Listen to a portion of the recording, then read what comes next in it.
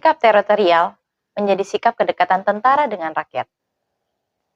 Hal ini wajib diterkam dalam fungsi pertahanan negara. Bagaimanakah peran Tentara Nasional Indonesia dalam tataran tutorial? Saya Rahmi, tuan rumah dari Podcast Bara.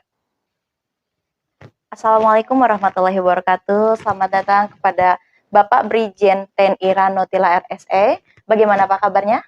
Alhamdulillah baik. Baik. Mungkin sedikit Pak boleh tahu kita untuk profil Bapak, boleh disebutkan? Baik. Yang pertama-tama, Assalamualaikum warahmatullahi wabarakatuh. Terima kasih kepada Mbak Rahmi. Nama saya Rano Tilaar, pangkat Brigadir Jenderal TNI. Saya adalah lulusan ataupun abituren dari Akademi Militer tahun 1993. Saya setelah dilantik menjadi perwira muda, kebanyakan menghabiskan waktu penugasan ataupun waktu berdinas saya di Satuan Korps Baret Merah atau yang lebih dikenal sekarang dengan nama Komando Pasukan Khusus atau Kopassus. Dan di dalam Satuan Kopassus, saya banyak terlibat dalam beberapa kegiatan operasi-operasi, di mana saya juga pernah mengikuti operasi di bekas salah satu provinsi ke-27 kita, yaitu Timur Timur. Kemudian pada saat periode darurat militer di Nanggur Aceh Darussalam, kemudian saya juga pernah mengikuti operasi di provinsi yang paling timur di wilayah Indonesia, yaitu di Provinsi Papua dan Papua Barat. Kemudian saya juga pernah bertugas di Ambon pada saat konflik horizontal. Kemudian saya juga pernah bertugas di perbatasan Republik Indonesia dengan Filipina Selatan, yaitu di wilayah Sulawesi Utara. Dan tugas-tugas dalam rangka membantu keamanan ketertiban masyarakat, membantu Polri dalam hal ini. Itu kira-kira yang bisa saya jelaskan tentang perjalanan karir saya. Oh baik, untuk saat ini kegiatan yang sedang dijalankan apa tuh Pak? Saya saat ini menjabat sebagai Komandan Korem 052 Wijaya Krama, di mana wilayah teritorial saya adalah meliputi yang pertama Kota Administratif Jakarta Utara, Kota Administratif Jakarta Barat, kemudian seluruh Tangerang Raya, yaitu meliputi Kota Tangerang Selatan, Kota Tangerang, dan Kabupaten Tangerang. Dan satu lagi wilayah saya, yaitu wilayah saya ini yang terakhir ini adalah wilayah yang sampai hari ini belum bisa dibangun oleh pemerintah jalan raya menuju ke wilayah tersebut, yaitu namanya Kabupaten Kepulauan Seribu. Nah, ya, jadi belum ada jalan raya kan ke sana. Ya. Nah, jadi itu saat ini kegiatan saya. Sebelum saya menjabat sebagai Komandan Korem 052 Wijaya Krama, saya menjabat sebagai Komandan Korem 074 Waras Pratama di Kota Solo, yang mana wilayah kami itu meliputi Solo Raya. Demikian, Mbak. Baik. Oke, boleh Pak sedikit ceritain tentang profil Korem?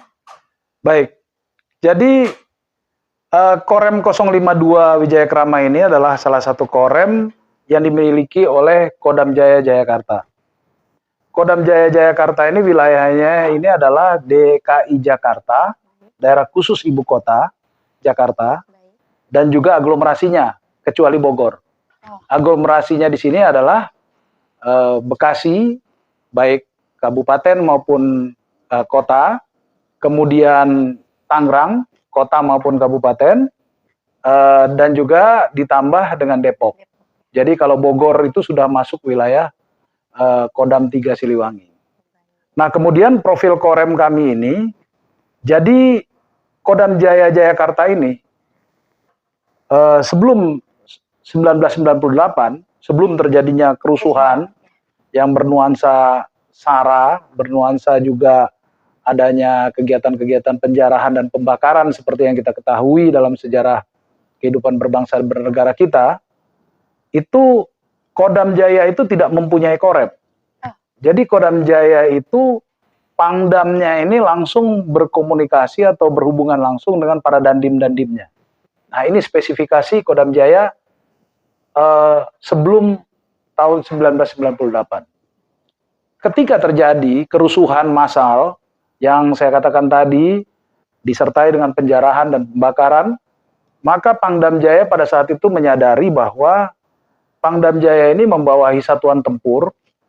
Ada satuan tempurnya dari unsur kavaleri, unsur artileri, unsur detasmen rudal, kemudian batalion infanterinya ada 3, dan semuanya mechanized. Dalam hal ini mechanized itu adalah batalion infanteri yang punya panser untuk memuat personel-personelnya.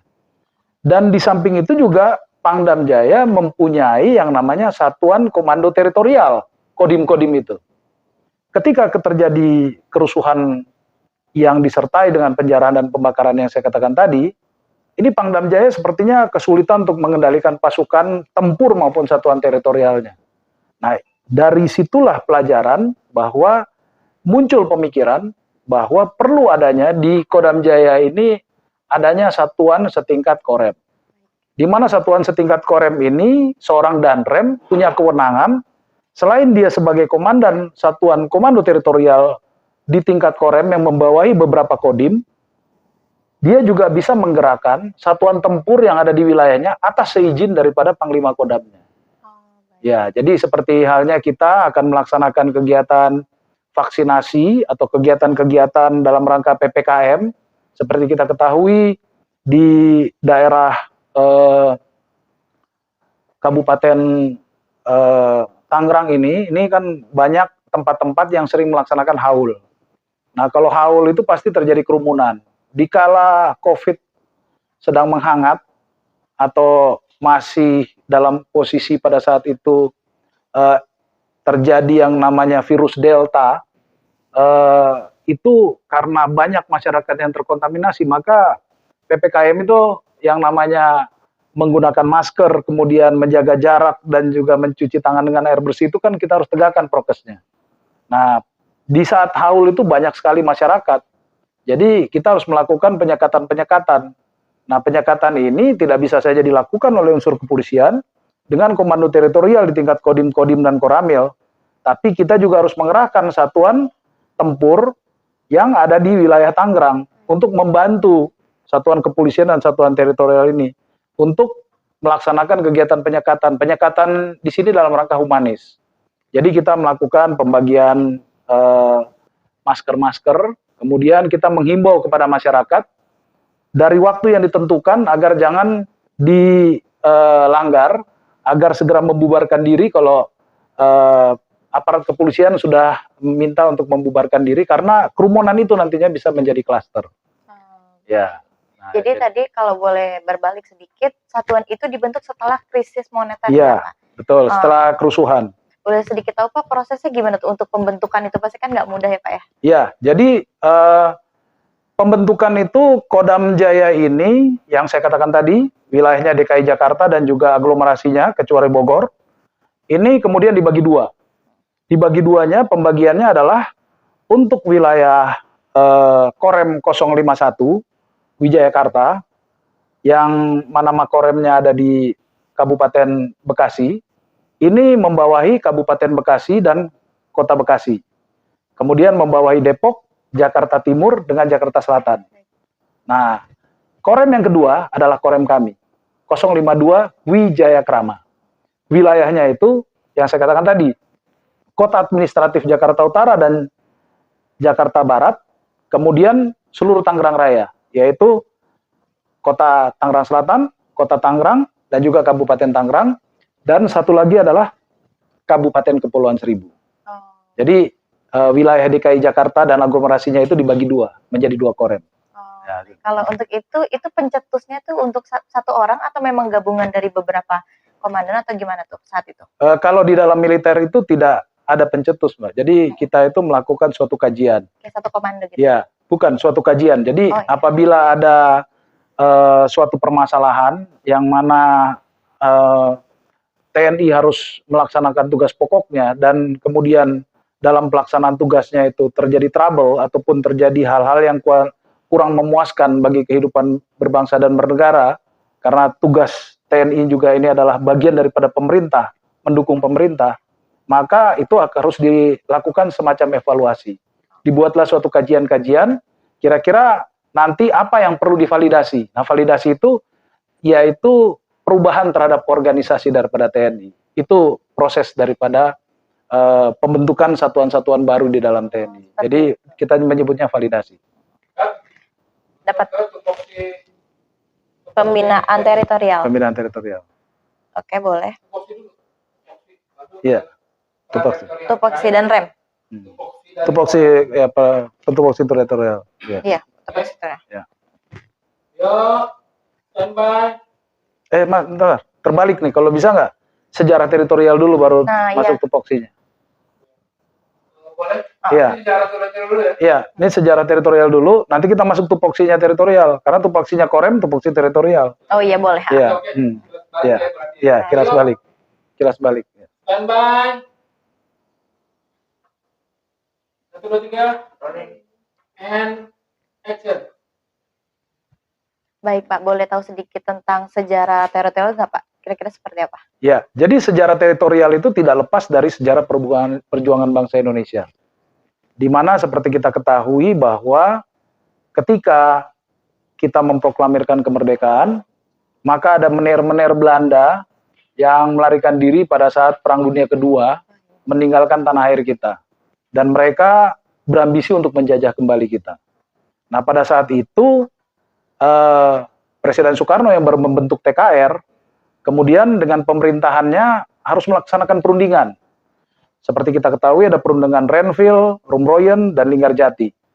Nah, perundingan-perundingan tersebut bukan membuat kemajuan ataupun justru proklamasi bangsa kita ini diakui oleh dunia. Tapi malah sebaliknya. Kita malah harus mundur, memindahkan ibu kota. Dari Jakarta, kita harus pindah ke Yogyakarta. Nah, dari situlah kita lihat bahwa setelah kita memindahkan ibu kota ke Yogyakarta, itu Belanda bukannya mengakui kedaulatan kita, malah melakukan agresi militer.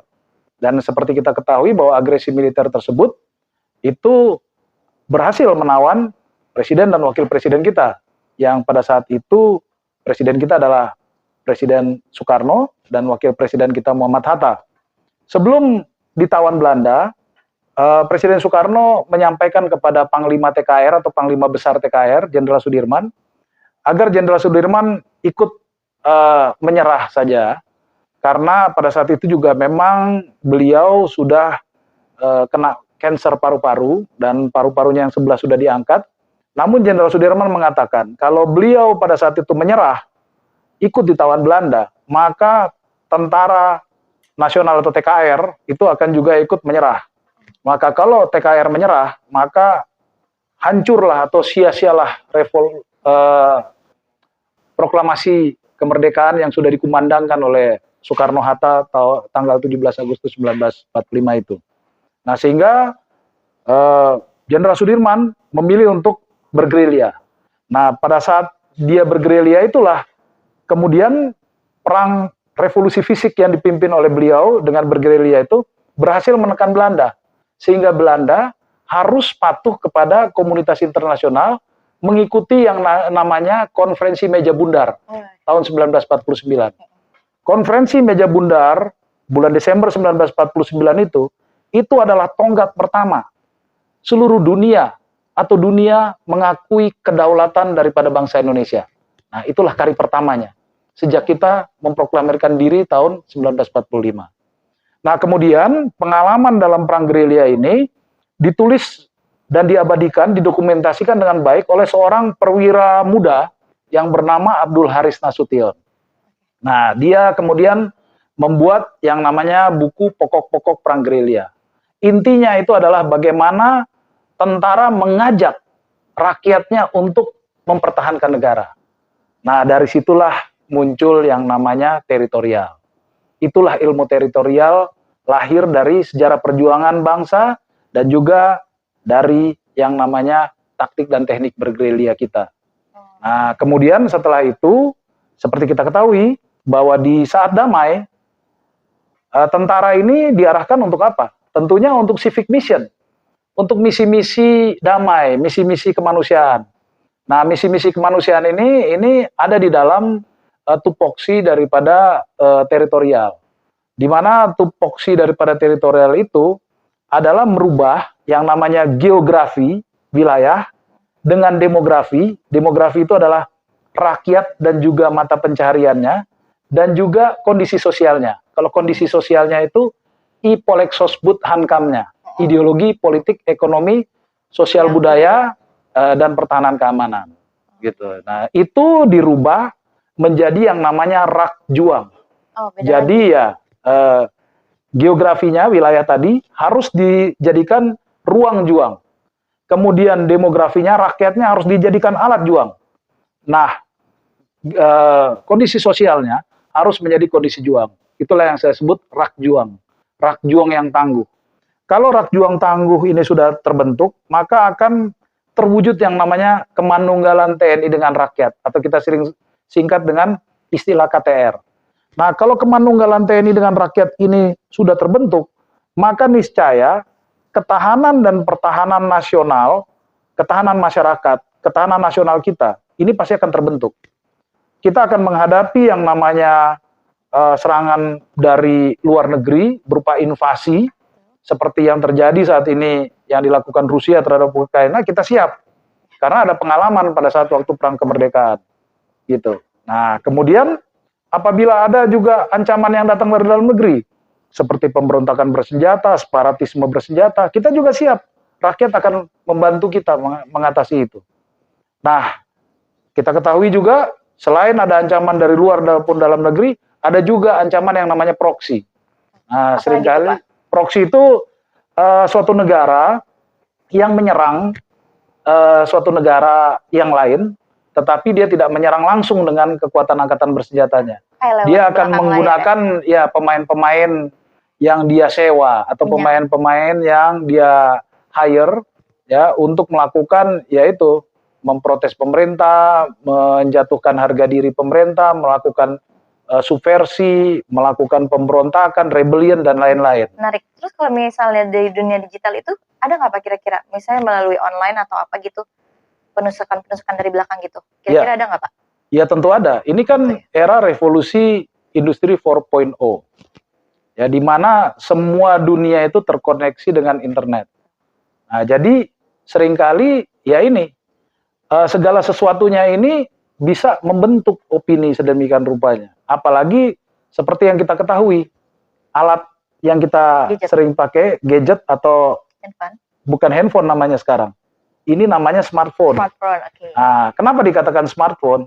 Karena di dalamnya sudah ada media. Nah, kenapa memungkinkan smartphone itu memuat media? Karena yang saya katakan tadi, internet. Ini era revolusi industri 4.0. Era internetisasi.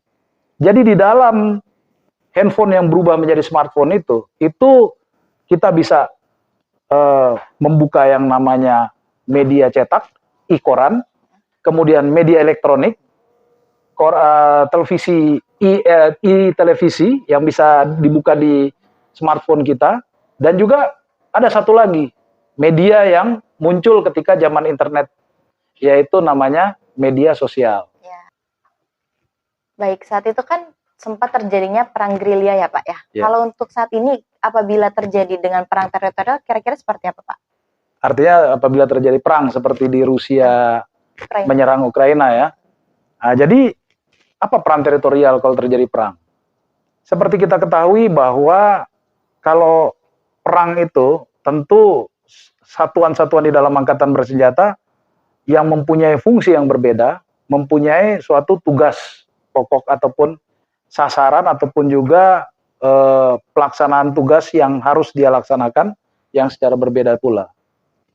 Contohnya satuan-satuan yang dalam hubungan besar seperti satuan Kostrad yang mempunyai divisi, mempunyai brigade-brigade tempur dan juga satuan Raiders. Nah, itu mereka itu biasanya memang harus melaksanakan operasi konvensional seperti operasi serangan ataupun operasi pertahanan ataupun aksi hambat. Nah, itu tugas-tugas daripada satuan-satuan konvensional yang punya hubungan besar. Ketiganya itu perbedaannya gimana, Pak? Ya, jadi nanti saya jelaskan, tapi satuan yang berikutnya ini biasanya ada satuan khusus, special force. Nah, satuan khusus ini biasanya mereka ini melakukan operasi di belakang daerah inti pertahanan lawan. Nah, jadi seperti halnya kalau ada daerah yang akan nanti kita serang, kita duduki, seperti dulu tahun 75 sebelum ABRI masuk, di mana Timor ini masih dikuasai Timor Portugal pada saat itu. Nah, maka pertama kali dikirim ini adalah Special Force atau pasukan khusus. Nah, pasukan khusus ini dengan fungsi komandonya, dia melaksanakan operasi-operasi khusus, raid, kemudian dia melakukan sabotase, dia mau melakukan penyerangan-penyerangan yang tidak mengarah kepada pertempuran yang menentukan, gitu kan, untuk memperlemah sistem pertahanan daripada musuh yang sedang bertahan. Nah, baru setelah itu satuan tempur akan masuk. Nah, bagaimana peran daripada satuan teritorial? Nah, kita ketahui setiap kali perang itu akan terjadi korban jiwa dan harta benda. Nah, korban jiwa dan harta benda ini siapa yang melakukan rekonstruksi, revitalisasi? Ya, ini siapa? Nah, ini harus ada satuan yang dipersiapkan untuk melaksanakan tugas tersebut.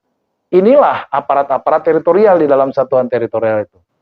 Makanya kalau di dalam latihan-latihan, satuan Kostrad, satuan Raiders itu dia akan menggunakan latihan dengan menggunakan satuan hubungan besar, begitu, dengan menggunakan alutsista.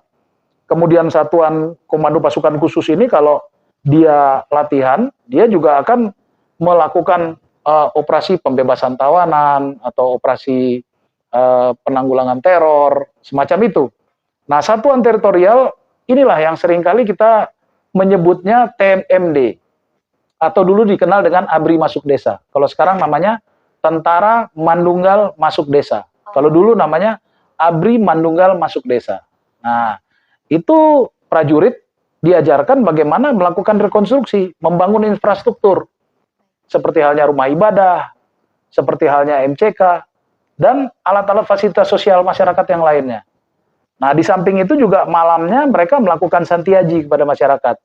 Dan juga ada penyuluhan-penyuluhan, KB kesehatan, penyuluhan, bercocok tanam, penyuluhan-penyuluhan yang lainnya. Nah, inilah nanti ilmu-ilmu ini, latihan-latihan ini yang akan membawa mereka nanti untuk melaksanakan tugas pokok manakala terjadi perang. Jadi tugas mereka adalah melakukan rekonstruksi dan revitalisasi terhadap korban daripada perang itu sendiri. Siapa? Masyarakat sipil dalam hal ini. Demikian. Oke, lalu bagaimana Pak dengan peran teritorial pasca pandemi? Ya, jadi seperti kita ketahui bahwa pandemi kemarin ini kan ini menciptakan krisis-krisis, krisis sosial, krisis ekonomi juga tentunya. Nah, tentunya sekarang saatnya untuk kita melakukan recovery. Nah, recovery ini pasti berdampak terutama masalah ekonomi. Makanya pemerintah dalam menghadapi pandemi COVID-19 kemarin, pemerintah mengeluarkan peraturan pemerintah tentang PCPEN. Apa itu, Pak? Penanggulangan COVID dan pemulihan ekonomi nasional. Nah, jadi setelah kita melakukan penanggulangan COVID, maka kita akan melakukan pemulihan ekonomi nasional.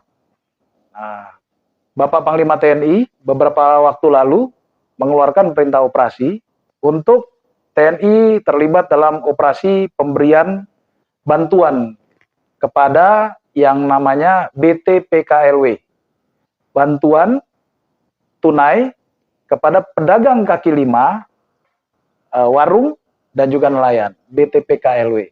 Nah, karena kenapa? Karena mereka ini sebagai UMKM, ini adalah sebenarnya tulang punggung ekonomi kerakyatan kita. Jadi kemarin mereka ini sudah terkena dampak daripada COVID-19 yang menyerang perekonomian. Nah, sehingga akhirnya mereka ini sekarang harus direvitalisasi. Nah, kalau mereka direvitalisasi, otomatis masyarakat akan semakin mudah mencari distribusi daripada bahan-bahan pokok. Kemudian mereka juga punya kemampuan untuk bangkit kembali melakukan usaha-usahanya dia, baik UMKM atau nelayan melaksanakan fungsinya mencari ikan di laut, dan juga yang berikutnya kaki lima dan juga warung ini juga bisa punya modal. Nah, inilah nantinya yang akan membangkitkan perekonomian kita setelah pasca COVID-19 ini. Nah, nanti juga dikarenakan ada kelangkaan minyak goreng, Bapak Panglima TNI juga sudah memerintahkan untuk TNI terlibat dalam pendistribusian minyak goreng kepada masyarakat-masyarakat tertentu, yang tentunya harus ada klasifikasi-klasifikasinya. Dan juga bantuan langsung secara tunai. Begitu. Dan tentunya kita harus sadar bahwa COVID ini belum selesai, Mbak. Ya, jadi yang namanya prokes itu masih terus harus kita patuhi. Yaitu, apa itu prokes? Yang pertama itu adalah memakai masker, kemudian juga menjaga jarak, dan mencuci tangan dengan air bersih. Nah, apalagi ini kita akan menghadapi Idul Fitri. Nah, seperti kita ketahui bahwa Idul Fitri ini sudah diizinkan oleh pemerintah untuk adanya mudik. Nah, pasti ini akan terjadi konsentrasi-konsentrasi massa. Baik pada saat mereka berjalan menuju tujuannya, atau arus mudik, kemudian mereka ada di tujuan kampung halamannya, sampai mereka kembali. Nah, ini kalau kita tidak patuh kepada prokes, abai terhadap itu, ini pasti akan meningkat kembali jumlah masyarakat yang terinfeksi. Nah, untuk itu ya TNI siap untuk digerakkan dalam rangka melaksanakan penegakan prokes tadi. Nah, tentunya yang ada di depan untuk penegakan prokes ini pasti satuan teritorial. Karena mereka ini disusun terstruktur dari tingkat pusat sampai dengan tingkat yang paling bawah, yang terdepan dalam hal ini adalah para babinsa dengan danramil dan babinsa-babinsanya. Ini adalah untuk mendukung program-program pemerintah. Mulai pemerintahan yang berada di tingkat kabupaten sampai yang berada di kelurahan-kelurahan. Demikian. Demikianlah peran strategis TNI, tugas-tugas pembinaan teritorial, dan jangan lupa tadi kita udah ingetin sama Pak Komandan bahwa COVID ini belum selesai. Untuk itu tetap terapin 3M. Oke, karena udah terbentur oleh waktu Pak, tidak terasa Pak ya untuk pemaparannya. Terima kasih telah hadir juga Pak di acara podcast Barat TV ini. Oke Pak, boleh kasih sedikit closing statement-nya? Ya, sebagai penutup, kami sebagai Komandan Satuan Komando Teritorial di tingkat Korem